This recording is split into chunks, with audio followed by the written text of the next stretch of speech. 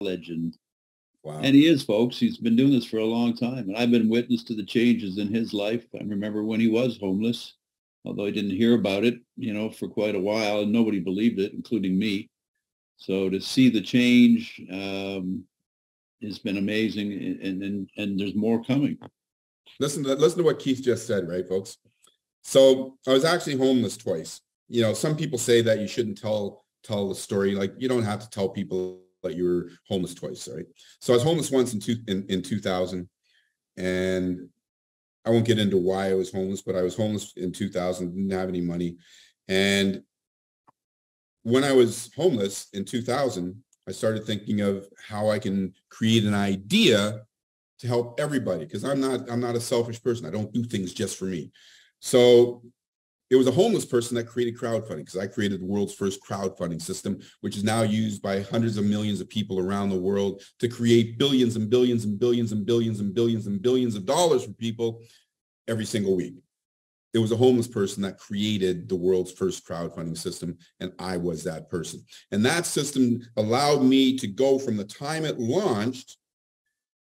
I was a multimillionaire within 2 years. And I was doing great. And then I ended up getting sick in 2012. It was a really nasty sickness. My businesses never stopped. They kept going. I ended up getting sick in 2012, and I made a lot of really bad mistakes. So I became homeless again, because I couldn't think straight. I couldn't eat straight. I couldn't sell my businesses. I couldn't do anything. So I became homeless again. And something happened on September 4th, 2018. By September 4th, 2018, I didn't sell the place. I lost the place. So I lost my home, and it took me almost 2 years to get well again. So on September 4th, 2018, something happened which gave me my freedom back. My wife left me on September 4th, 2018. And I had been wanting her to leave for some period of time, but I wouldn't put her out on the street. I only had enough money to pay for either a hotel or an Airbnb for one person. So I couldn't put her out on the street. And finally, she left on her own on September 4th, 2018. So now I've already told the universe that if my wife ever leaves me, or when she leaves me, that I will never let her back into my life. She was a great person, but a great person for somebody else. So the universe now knows that I've got my health back. The universe now knows that I won't let that person who is a negative influence on me from a business perspective back into my life. And the universe now knows that I am open, ready to accept the gifts that it has to give to me. Because I'm a smart guy, and I didn't stop the businesses, right? So I'm a smart guy.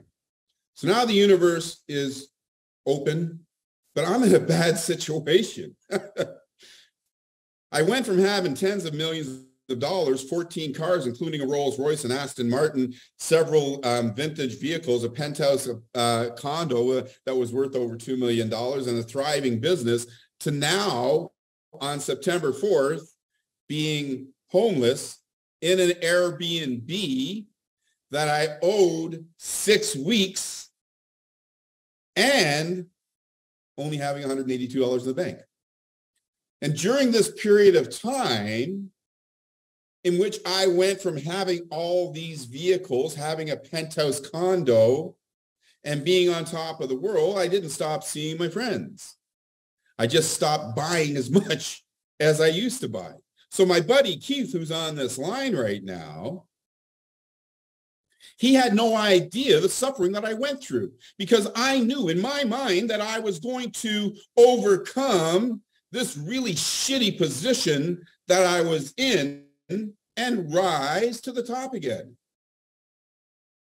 So my best friend, Keith, doesn't know that I've been doing all this suffering. So he calls me on September 5th,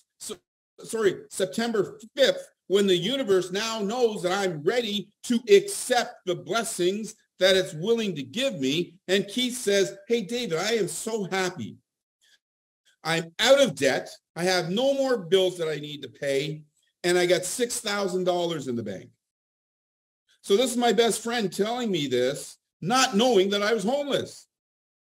So I said to Keith, dude, let me tell you my situation right now.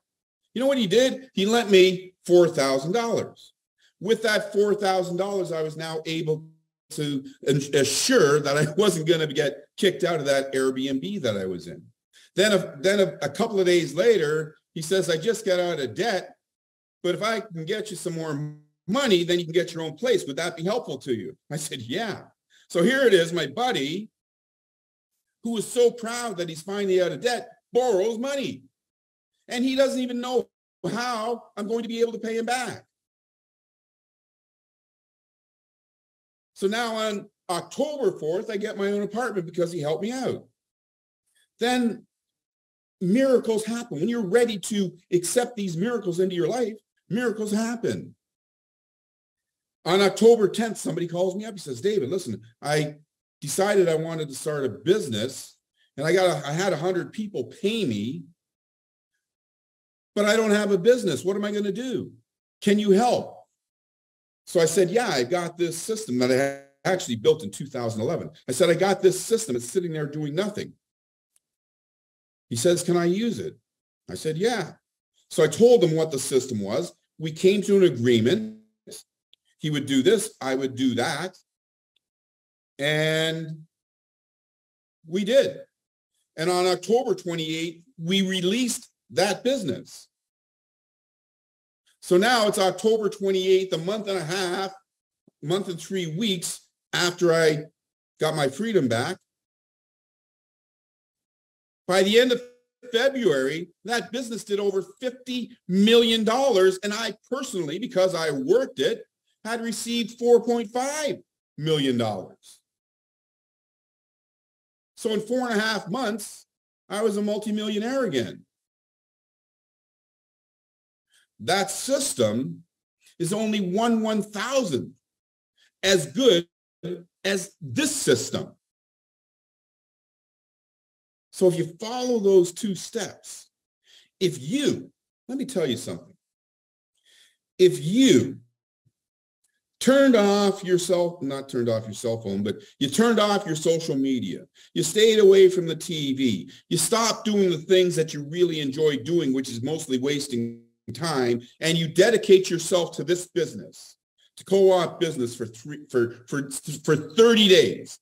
And each one of those 30 days, you pretend that this is a job that someone's forcing you to go to because it's your business, right? It's your business. So every minute, every hour, every day, every week that you put into this, it's for you. It's not for somebody else, right? You have no problem putting in 8 hours a day for somebody else's dream.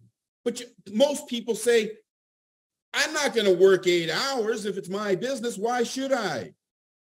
Right? So most people work 40 hours a week for somebody else's dream. So now, what I'm telling you is I want you to work 40 hours a week in this business for your dream. For 30 days, you're going to pick up the phone. You're going to use the tools that are there. You're going to tell people about co-op business. You're going to grow your business, and you're going to work as if somebody is standing over you and telling you that if you don't work, you will not get paid. But do it for this business. Do it for you. Do you know by summer, your life will be way different than it is right now. You will be enjoying the beaches of the world. You will be sailing to wherever you want to go. You'll jump on a plane when you want to jump on a plane. You'll have a new car. You'll have a new house. You will have the freedom that you want to have in your life. So ask yourself this question. I've already shown you that every aspect of this business works. So ask yourself this question. Is it worth it to me? And I'm talking to you, right? You're looking in the mirror and you're asking yourself, is it worth it to me to put forth an effort for the next 30 days to change the rest of my life and to create a predictable, ongoing passive income so that you can give your wife absolutely everything that she desires, so that you can give your children absolutely everything that they desire, so that you can help all your favorite causes, so that you can wake up all your dreams, so that you have the time, the freedom, and the ability to wake up when you want, see the people that you want, go where you want, do what you want. If that is the life that you want, get to work. Oh boy. Well,